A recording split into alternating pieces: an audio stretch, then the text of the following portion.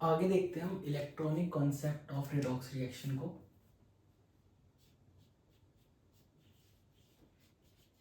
तो इलेक्ट्रॉन्स के हिसाब से कैसे रिडक्शन एंड ऑक्सीडेशन होता है उसको देखेंगे। Electronic concept of redox reaction.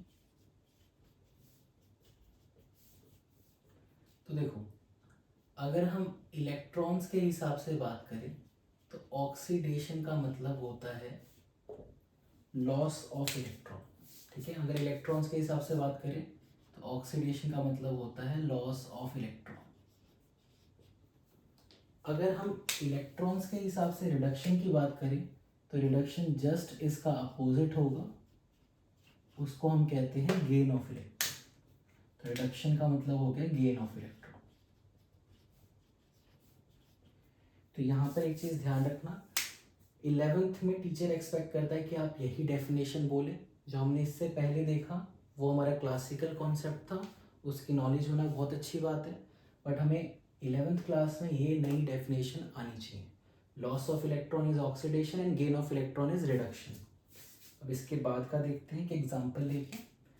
तो हमने एक डिस्प्लेसमेंट रिएक्शन ली है, Zn की रिएक्शन हमने कॉपर सल्फेट से करा दी ताकि ZnSO4 और कॉपर बन जाए। अब हम थोड़ा बहुत चार्जेस के बारे में, वैलेंसी के बारे में ऑलरेडी जानते हैं पहले से, तो उसको थोड़ा सा यूज़ करते हैं। जिंक पे कोई चार्ज नहीं है तो उसका चार्ज हो गया 0, कॉपर पे कोई चार्ज नहीं है तो इसका चार्ज हो गया 0। सल्फेट पे हम सभी ने पढ़ा होगा 9th क्लास में कि पूरे सल्फेट पे चार्ज होता है -2, तो कॉपर पे अपने आप ही +2 होना चाहिए ताकि ओवरऑल मॉलिक्यूल हो जाए न्यूट्रल। सेम यहाँ पर भी सल्फेट के पास -2 तो जिंक के पास +2 होना चाहिए ताकि ओवरऑल पूरा का पूरा मॉलिक्यूल हमारा न्यूट्रल हो जाए। तो यहाँ पर अगर हम जिंक की बात देखें तो जिंक Zn से गया है Zn2+ में, मतलब 0 चार्ज से गया है 2 पॉजिटिव चार्ज में। अब किसी भी एटम के अंदर वो न्यूट्रल चार्ज 0 कब होता है? जब जितने प्रोटॉन्स होते हैं उतने ही इलेक्ट्रॉन्स होते हैं। पॉजिटिव चार्ज तभी आएगा मेटल के ऊपर या किसी भी एलिमेंट के ऊपर जब वो इलेक्ट्रॉन्स को कम कर देगा। अब इलेक्ट्रॉन्स को क्यों कम करेगा? देखो, प्रोटॉन तो फिक्स है, उनको हम चेंज नहीं कर सकते, तो पॉजिटिव लाने के लिए हम क्या करेंगे? प्रोटॉन्स को ज़्यादा करेंगे। बट ज़्यादा कैसे करेंगे? इलेक्ट्रॉन्स को कम करके। मतलब प्रोटॉन वही रहेंगे, इलेक्ट्रॉन्स के नंबर को हम कम ज़्यादा कर सकते हैं। तो पॉजिटिव लाने के लिए हमने 2 इलेक्ट्रॉन को लॉस कर दिया। अब लॉस करेंगे तो यहाँ लिखेंगे -2 इलेक्ट्रॉन, माइनस इधर आगे क्या हो जाएगा? प्लस। और अभी हमने देखा कि अगर लॉस ऑफ इलेक्ट्रॉन होगा तो इसको हम क्या बोलेंगे? ऑक्सीडेशन। और यहाँ से हमने एक और चीज़ नोट कर ली कि जब भी इलेक्ट्रॉन्स का ऑक्सीडेशन होगा तो उन इलेक्ट्रॉन्स को हम हमेशा प्रोडक्ट साइड लिखेंगे। अब हम दूसरे एलिमेंट को देखते हैं, कॉपर को। रिएक्टेंट में उसका चार्ज है कॉपर 2+, बट प्रोडक्ट में जाते जाते उसका चार्ज हो चुका है कॉपर 0। अब हम खुद देखें कि अगर मुझे कॉपर 2+ से कॉपर तक जाना है तो मतलब मुझे 2 पॉजिटिव चार्ज को ख़त्म करना है। तो 2 पॉजिटिव चार्ज को ख़त्म करने के लिए मैं 2 नेगेटिव चार्ज लेके आऊँगा, यानी कि इलेक्ट्रॉन्स को लेकर आऊँगा। तो यहाँ हमें क्लियरली दिख रहा है कि यहाँ पे इलेक्ट्रॉन्स को इसने गेन करा है, तो गेन ऑफ इलेक्ट्रॉन को हम क्या बोलेंगे? रिडक्शन। तो जो अबव रिएक्शन है उसके अंदर जिंक का हुआ है ऑक्सीडेशन और कॉपर का हुआ है रिडक्शन। और सेम चीज़ हम अपने क्लासिकल कॉन्सेप्ट के हिसाब से भी कह सकते हैं, लेकिन इसके अंदर और भी बहुत सारी चीज़ें आती हैं, इसीलिए हमें सिर्फ क्लासिकल कॉन्सेप्ट पे स्टक नहीं रहना चाहिए, हमें नए कॉन्सेप्ट की तरफ बढ़ जाना चाहिए। और रही बात, अगर हमसे पूछा जाए कि ऑक्सीडाइजिंग एजेंट कौन है, तो देखो, जिस चीज़ का रिडक्शन होता है वही ऑक्सीडाइजिंग एजेंट होता है। तो यानी कि copper 2+ is going to be our oxidising agent. और कौन सी चीज़ रिड्यूसिंग एजेंट है? That is going to be zinc. अब आगे बढ़ते हैं इसके अंदर। तो नेक्स्ट चीज़ है इसके अंदर ऑक्सीडेशन नंबर। वो काफ़ी इंपॉर्टेंट चीज़ है ऑक्सीडेशन नंबर, क्योंकि चैप्टर में मोस्टली इससे बैलेंसिंग ही आती है और बैलेंसिंग का बिल्कुल बेस होता है हमारा ऑक्सीडेशन नंबर निकालना। तो सबसे पहले हम ऑक्सीडेशन नंबर को निकालना सीखेंगे, उसके बेसिस पे फर्दर आगे बढ़ेंगे। तो ऑक्सीडेशन नंबर क्या होता है उसको देखते हैं। The charge developed on an atom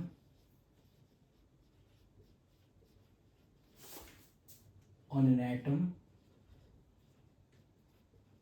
when all the bonded atom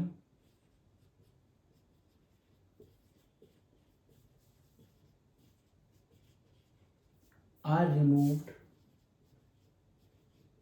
from it. When all the bonded atoms are removed from it. ठीक है, जब सारे बॉन्डेड एटम को हम हटा देते हैं तब जो चार्ज डेवलप होता है उसी को हम कहते हैं ऑक्सीडेशन नंबर। अब हम देखते हैं कि ये निकाला कैसे जाता है। तो देखो, जैसे कि हमारा ये वाटर है, अगर मैं यहाँ से इस बॉन्ड को तोड़ता हूँ तो देखो, ऑक्सीजन बीइंग मोर इलेक्ट्रोनेगेटिव, उसके पास ज़्यादा प्रोटॉन्स है तो इलेक्ट्रॉन्स को अपनी तरफ खींच लेगा। अगर वो अपनी तरफ खींच ही चुका है और मैं बॉन्ड को तोड़ूंगा तो इलेक्ट्रॉन तो ऑक्सीजन के पास चले गए, तो ऑक्सीजन पे चार्ज आएगा -1। बट इलेक्ट्रॉन था किसका? हाइड्रोजन का। ऑक्सीजन ने अपनी ज़्यादा इलेक्ट्रोनेगेटिविटी, ज़्यादा पावर की वजह से अपनी तरफ खींच लिया, तो हाइड्रोजन का आ जाएगा +1। सेम चीज़ यहाँ पर होगी, इस पे आ जाएगा +1 तो इस पे -1 यहाँ से, -1 यहाँ से, तो इस पे आ गया -2। तो अब ये जो चार्जेस आए हैं इन्हीं को हम क्या कहते हैं? Oxidation number. एक और एग्जांपल से देख लेते हैं। जैसे कि ये हमारा मॉलिक्यूल है हाइड्रोजन परऑक्साइड। अगर मैं इस बॉन्ड को तोड़ता हूँ तो इस पे आएगा प्लस, क्योंकि ऑक्सीजन ज़्यादा पावरफुल होता है due to more number of protons. Basically reason होता है मोर इलेक्ट्रोनेगेटिविटी, बट उसको आप समवट कुछ एक्सटेंट तक देख सकते हो मोर नंबर ऑफ प्रोटॉन से। कंप्लीटली नहीं देख सकते, लेकिन इस चैप्टर के अंदर उस तरीके से भी देखते हैं। अगर हमें इलेक्ट्रोनेगेटिविटी की नॉलेज नहीं है तब चल जाएगा। तो इस पर +1 आ गया, इस पर -1, सेम यहाँ पर होगा +1 तो इस पर -1।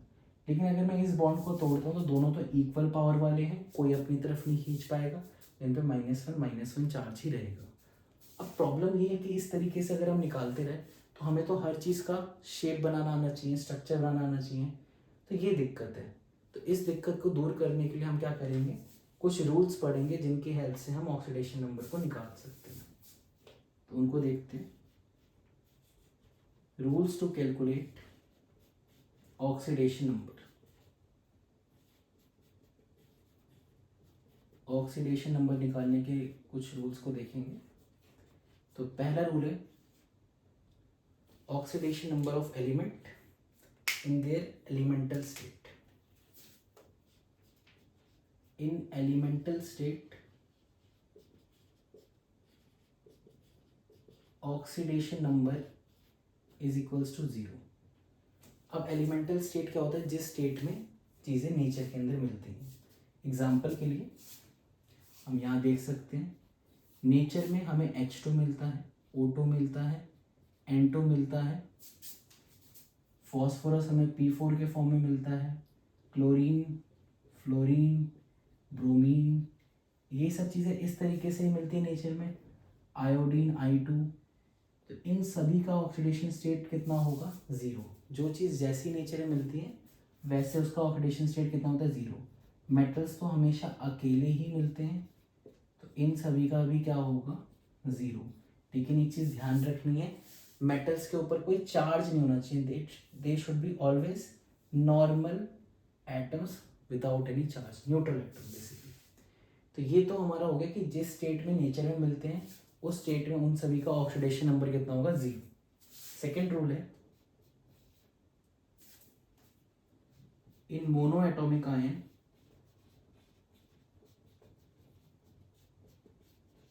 Oxidation number is equals to charge. जो भी चार्ज होगा वही किसके बराबर होगा? ऑक्सीडेशन नंबर के। एग्जाम्पल देख लेते हैं, जैसे कि Cl-, इस पे होगा -1, O2-, -2। ये सभी क्या है? Mono atomic. मोनो एटॉमिक का मतलब होता है जिसमें सेम एक ही एटम है। जैसे यहाँ पे सिर्फ क्लोरीन है, यहाँ पे सिर्फ ऑक्सीजन है। ऐसे मान लो N3- लिख दिया तो इसके पास कितना हो जाएगा ऑक्सीडेशन नंबर? -3। जैसे Al3+ लिखा है तो वहाँ पे कितना हो जाएगा? +3। Mg2+ लिखा है तो उसका हो जाएगा +2। इस तरीके से हम ऑक्सीडेशन नंबर को निकालेंगे जब हमारे पास कोई मोनो एटॉमिक आयन दे रखा होगा। मोनो एटॉमिक यानी कि जिसके अंदर सिर्फ एक एटम का आयन हो, जैसे कि यहाँ पे एल्यूमिनियम 3+, मैग्नीशियम 2+। अब इसके बाद आगे के रूल्स को स्टडी करते हैं। देखो नेक्स्ट रूल्स क्या है, तो नेक्स्ट हमारा आता है हाइड्रोजन का केस। अब देखो हाइड्रोजन के साथ क्या होता है, H2 होगा तब तो जीरो हो जाएगा, लेकिन अगर हाइड्रोजन का हमने बॉन्ड करा है किसी मेटल के साथ, तब उसका ऑक्सीडेशन स्टेट हमें लेना होता है -1, यानी कि वो नॉन मेटल जैसा बिहेव करेगा। अब ये कैसे, नॉन मेटल्स में मोस्ट केसेस में, ऐसा नहीं हर केस में, देयर आर सम डिफरेंसेस, लेकिन ज़्यादातर केसेस में -1 होता है। तो जब भी हाइड्रोजन मेटल के साथ आएगा तो हमें उसका ऑक्सीडेशन स्टेट कितना लेना है, -1। अगर हाइड्रोजन नॉन मेटल के साथ आ गया तो वो मेटल जैसा बिहेव करेगा और मेटल पे चार्ज होता है मोस्टली पॉजिटिव, ऑक्सीडेशन स्टेट इसका हो जाएगा पॉजिटिव। तो हमें क्वेश्चन में ध्यान रखना है कि हमारा ऑक्सीडेशन स्टेट कितना है, किसके साथ बॉन्डेड है। अगर मेटल के साथ है तो -1, नॉन मेटल के साथ है तो +1। नेक्स्ट देखते हैं ऑक्सीजन का केस। देखो ऑक्सीजन अगर O2 के फॉर्म में है तब तो जीरो हो जाता है, क्योंकि उसी स्टेट में वो नेचर मिलता है। लेकिन अगर ऑक्सीजन किसी कंपाउंड में मिलेगा, जैसे कि किसी भी ऑक्साइड में मिला तो उसको लेना है -2, जैसे कि मान लो ऐसे लिखा है MgO, MgO एक कंपाउंड है तो वहाँ पे इसका कितना हो जाएगा, -2। इस तरीके से मान लो ऐसे लिखा है Fe2O3, तो यहाँ पर एक ऑक्सीजन का कितना होगा, -2। ध्यान रखना एक ही का लिखा जाता है इस तरीके से। दूसरा होता है बहुत ही रेयर केसेस में, उसको हम कहते हैं पर ऑक्साइड। अभी मैंने यहाँ पे दिखाया भी था आपको, H2O2, फिर से एक और बार दिखा देता हूँ। देखो इस केस में क्या होता है, ये बॉन्ड टूटता है तो इस पर +1, इस पर -1, इस पर +1, इस पर -1, यहाँ पे -1 चार्ज आ जाता है। ये होता है पर ऑक्साइड के केस में। और बहुत ही एक्सट्रीमली माइन्यूट केसेस में होता है सुपर ऑक्साइड, यहाँ पे होता है इसका -1/2। अभी मैं इसका एग्जांपल लेके बताऊंगा जब हम आगे और फर्दर स्टडी कर लेंगे। ऑक्सीजन का एक और यूनिक केस है, if oxygen is bonded to fluorine. अगर हमने ऑक्सीजन का बॉन्ड ही कर दिया फ्लोरीन से तब क्या होगा। देखो पूरे पीरियोडिक टेबल में ऑक्सीजन से ज़्यादा पावरफुल एक ही एलिमेंट है जो कि है फ्लोरीन। फ्लोरीन क्या कर सकता है, ऑक्सीजन से भी इलेक्ट्रॉन को अपनी तरफ खींच सकता है, तो इस पर तो -1 आ जाएगा। और यहाँ पे -1 आया तो ऑक्सीजन के इलेक्ट्रॉन लेकर आया तो इस पर +1 इधर से, +1 इधर से, तो इस पर आ जाएगा +2। तो अगर हमें कभी भी देखा जाए तो अगर ऑक्सीजन का बॉन्ड है फ्लोरीन के साथ तो फ्लोरीन पे हमेशा माइनस आएगा और ऑक्सीजन पे कैसे चार्ज आएगा, हमेशा हमारा प्लस। तो ये रूल्स थे हमारे ऑक्सीजन के, ये 99% केसेस में लग जाता है, तो इसको ध्यान रखना। H2O2 वगैरह का कोई क्वेश्चन आ जाए तो पर ऑक्साइड का यूज आता है। आगे देखते हैं, अगला रूल है फोर्थ रूल। फोर्थ रूल हम देखते हैं हेलोजेंस के लिए। हेलोजेंस होते कौन कौन से हैं, फ्लोरीन, क्लोरीन, ब्रोमीन और iodine. Mostly if bonded to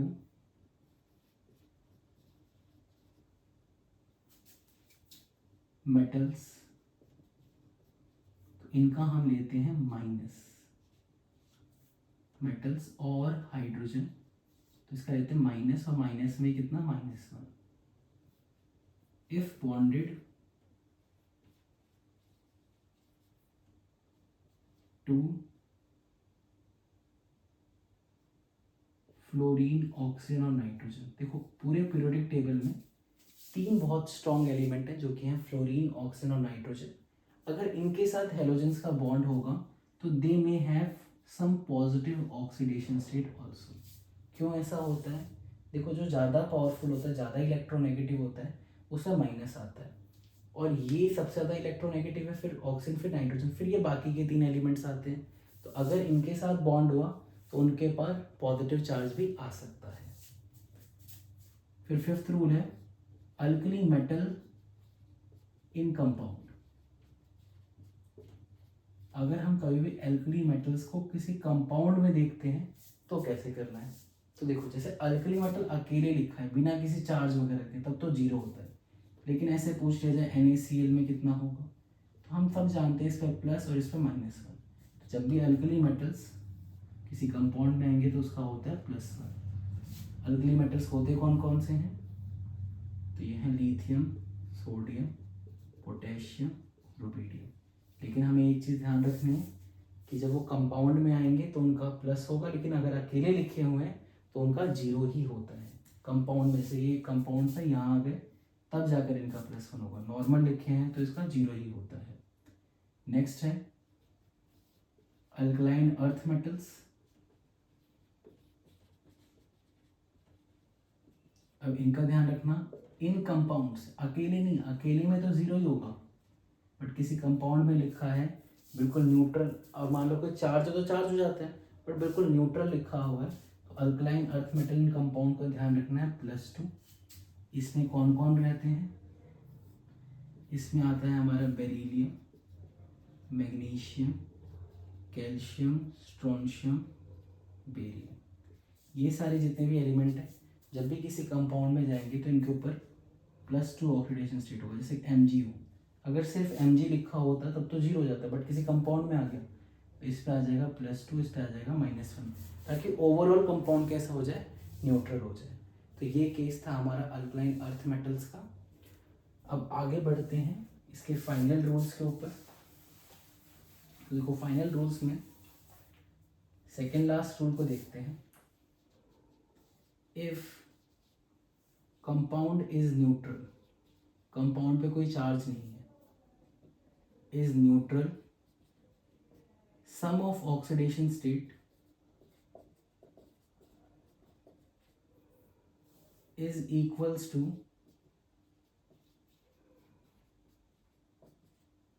0। अगर पूरा मॉलिक्यूल न्यूट्रल है तब तो सभी का सम करोगे तो आ जाएगा 0। लास्ट है if compound has a net charge then sum of oxidation state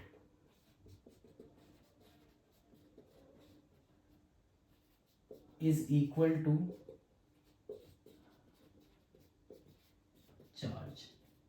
अगर ऐसा कुछ है कि कोई चार्ज ही लिखा हुआ है तो सभी का सम करेंगे तो वो चार्ज के बराबर ही पुट कर देंगे।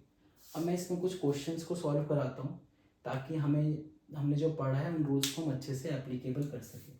तो अभी काफ़ी रूल्स बोर्ड पे लिखे हुए हैं, तो जितना स्पेस बचा हुआ है इसी के अंदर मैं फटाफट कुछ क्वेश्चंस को करा देता हूँ। जैसे कि यहाँ से शुरू करते हैं। हमारे पास एक कंपाउंड है KMnO4। तो यहाँ पर ऐसे लिखा होगा अंडरलाइन करके कि Mn का निकालना है। तो हम क्या करेंगे, जिसका भी निकालना होगा उसको हम X मान लेंगे। पोटेशियम एक अल्कली मेटल है। अल्कली मेटल का कितना लेते हैं, जब भी किसी कंपाउंड में आता है +1 तो 1 लिख देंगे। ऑक्सीजन का मोस्ट ऑफ द केसेस में -2 होता है तो यहाँ भी -2 आएगा, और 4 है तो 4 से मल्टीप्लाई कर देंगे। अब ये हम देख सकते हैं कि ये न्यूट्रल मॉलिक्यूल है पूरा का पूरा, तो सभी को ऐड करके हमारा 0 आना चाहिए, तो हम यहाँ पे लिख देंगे 0। तो यहाँ पे अगर हम सॉल्व करेंगे तो x की वैल्यू आ जाएगी +7। एक और एग्जांपल देखते हैं। जैसे कि मान लो हमारे पास है सोडियम सल्फेट। ये मैंने अपने स्कूल के एग्जाम में दिए थे दोनों क्वेश्चंस। तो इसको हमें मतलब इतना कोई खास इंपॉर्टेंट है कि यही आएंगे, लेकिन दे मे कम इन एग्जाम। तो ये हमने इसको मान लिया x। देखो अब फिर से sodium is a alkali metal, और अल्कली मेटल जब भी किसी कंपाउंड में तो उनका +1 होता है। तो एक सोडियम का 1 हो गया तो 2 सोडियम का हमारा हो जाएगा 2। लेकिन अभी चलो हम फर्स्ट बार कर रहे हैं तो मैं डायरेक्ट नहीं लिख रहा। एक ऑक्सीजन का होता है -2, 4 का हो जाएगा, 4 से मल्टीप्लाई कर दो, सभी को मिला के 0 आना चाहिए क्योंकि ओवरऑल मॉलिक्यूल न्यूट्रल है। तो यह हो जाएगा 2 + x - 8 = 0। तो यहाँ से x की वैल्यू आ गई +6। इस तरीके से कर रहे हैं। और भी कुछ एग्जांपल्स को हम डिस्कस कर लेते हैं। जैसे देखो, अगर हमसे पूछा जाए भाई नाइट्रिक एसिड का बताया जाए, HNO3 का, नाइट्रोजन का, तो हम क्या करेंगे, जिसका निकालना है उसको x मान लेंगे। हाइड्रोजन नॉन मेटल के साथ जुड़ा है तो उसका +1। एक ऑक्सीजन का होता है -2, 3 का हो जाएगा -6। इक्वल टू 0, क्योंकि ओवरऑल कोई चार्ज नहीं है, यहाँ पे आ जाएगा +5। अब एक चार्ज वाला भी मैं करके दिखा देता हूँ। जैसे कि देखो, मान लो हमें सल्फेट आयन में सल्फर का पूछा जाए, तो क्या करना है, सल्फर को हम मान लेंगे x, एक ऑक्सीजन का होता है -2, 4 का हो जाएगा -8, ओवरऑल कितना हो गया -2। 0 क्यों नहीं पुट करा है, क्योंकि ये न्यूट्रल नहीं है, तो यहाँ से x की वैल्यू आ जाएगी +6। तो इस तरीके से हम यूज़ करते हैं अपने जो अपने फॉर्मूले देखे ऑक्सीडेशन स्टेट के, इतने सारे हमने रूल्स देखे, उनको हमें कैसे एप्लीकेबल करना है, थोड़ा सा आपको याद करना पड़ेगा इन रूल्स को, फिर इसको हम और अच्छे से एप्लीकेबल कर पाएंगे। तो अब अगली स्लाइड के अंदर हम टाइप्स ऑफ रिएक्शन देखेंगे on basis of oxidation number, और ऑक्सीडेशन नंबर को हम कनेक्ट करेंगे बाय रेडॉक्स रिएक्शन।